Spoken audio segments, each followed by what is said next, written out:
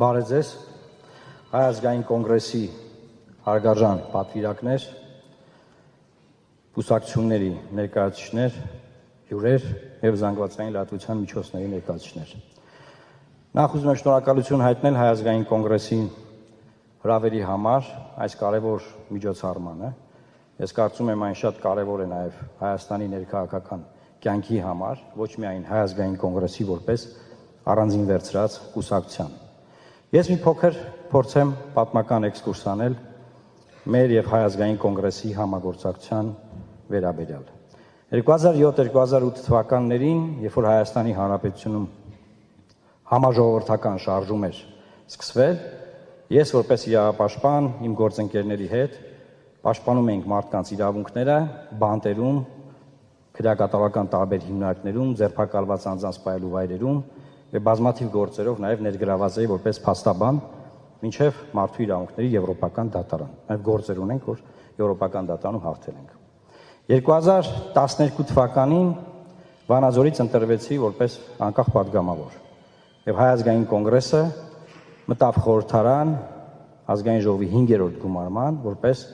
առանձին խմբակցություն։ Մեր համագործակցությունը շարունակվեց արդեն քաղաքական դաշտում։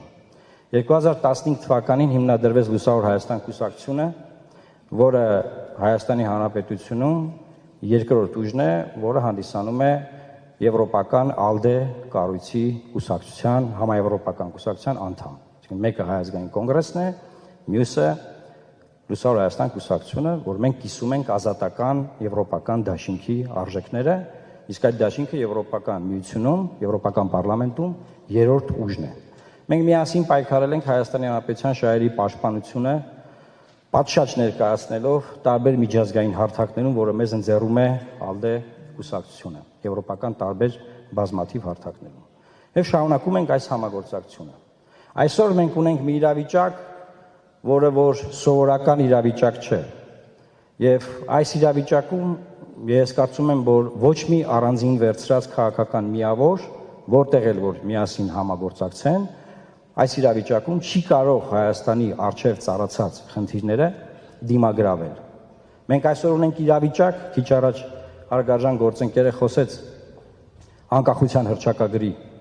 անկախությունը հռչակելու մասին, մենք ունենք իրավիճակ, որ այսօր մեզ պարտադրում են հրաժարվել մեր ծննդյան վկայականից։ Եվ դա ձևակերպում են հետևյալ կերպ, որ ովքեր որ չեն ուզում, որ լինի նոր պատերազմ, հետեւաբար այդ մարդիկ պետք է գնան ընտրությունների եւ քվեարկեն մի ուժի օգտին, որը միակ ուժն է, ինչպես ասվել է հենց երեք, որը միակ ուժն է, որը ասում է, որ սահմանադրության նախաբանում չպետք է լինի հղում անկախության հռչակագրին։ Այսինքն միակ ուժը Հայաստանում, որը ուզում է, որ Հայաստանի ծննդյան վկայական անկախության հռչակագիրը վերացվի, դա գործող իշխանության ուժն է։ Եվ հետեւաբար մնացած բոլոր ուժերը այստեղ անելիք ունեն։ Եվ Հայ ազգային կոնգրեսը որպես անկախական ուժ, եւ մենք բոլորս Հայաստանի անկախության պաշտպանության մարտերում, որը հիմա մղվում է, պետք է կանգնենք միասին մեկ ճակատում։ Մեր համոզմունքը եղել է այն, որ ստեղծված մարտահրավերները հնարավոր է դիմագրավել, պայմանով, որ եթե մենք կարող ենք այնպես կազմակերպվել, որ կարողանանք ընտրություններում ոչ թե ինչ-որ մանդատների խնդիր լուծել։ Հա, ես ինքս 10 տարի խորհրդարանական եմ եղել, Հայ ազգային կոնգրեսն է եղել։ Մենք այստեղ մանդատների խնդիր բացարձակապես չենք դնում։ Մենք դնում ենք Հայաստանի Հանրապետությունը, երրորդ հանրապետությունը պաշտպանելու խնդիր։ Եվ այդ խնդիրը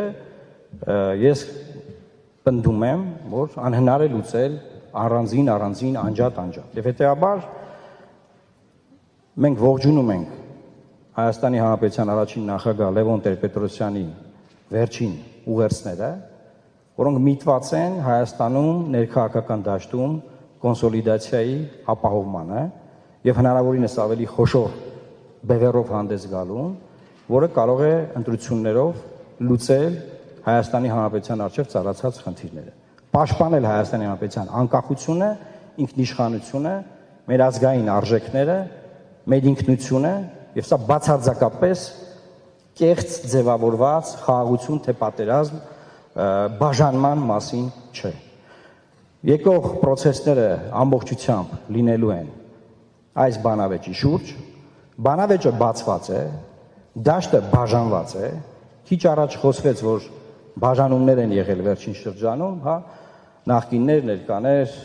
սևեր, սպիտակներ, հիմա նոր բաժանում է արվել։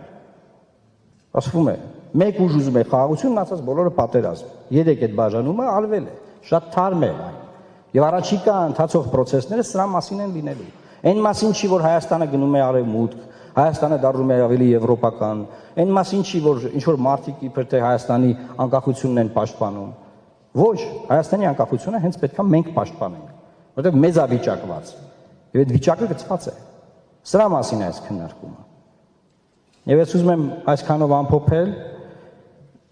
կրկին շնորհակալություն հայտնել եւ ողջունել Հանրապետության առաջին նախագահին, նրան առողջություն մաղթել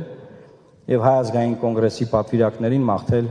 արդյունավետ համագումար։ Աստված պահապան Հայաստանի Հանրապետությանը։